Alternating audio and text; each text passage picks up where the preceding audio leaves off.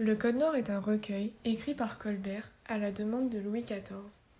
Il a été publié plusieurs fois en 1685, puis baptisé le Code noir en 1718, afin de légaliser et réglementer l'esclavage dans le but de stopper les soulèvements des esclaves destinés à la culture de la canne à sucre, et donc de fluidifier le trafic et le commerce.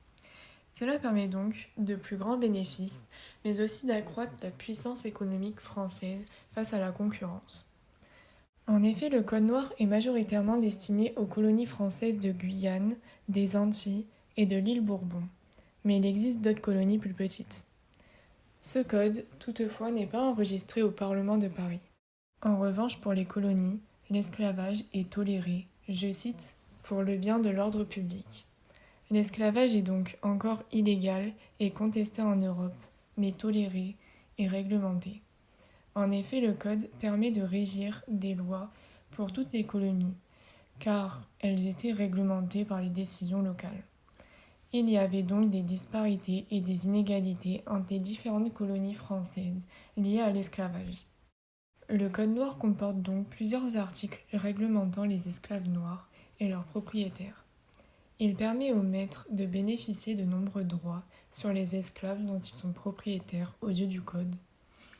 Ainsi, avec un motif valable comme la fugue ou le non-respect de son maître, ils peuvent les punir en les frappant, les mutilant ou encore les tuant. En revanche, les maîtres doivent aussi respecter quelques règles sur le bien-être des esclaves, comme les instruire, les nourrir convenablement et s'occuper des malades.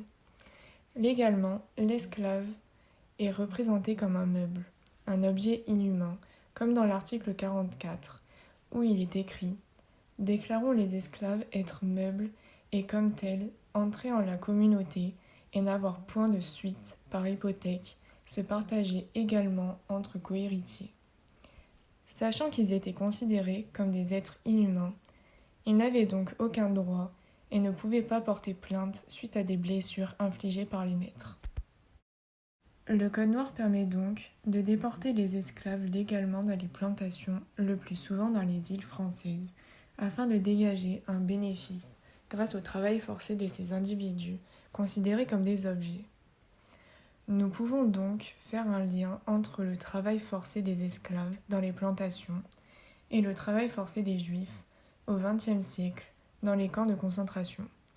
Les Allemands nazis ont donc bien pu prendre exemple sur les esclaves des siècles auparavant, car pour Hitler, les Juifs étaient de race inférieure, comme les esclaves qui sont traités misérablement.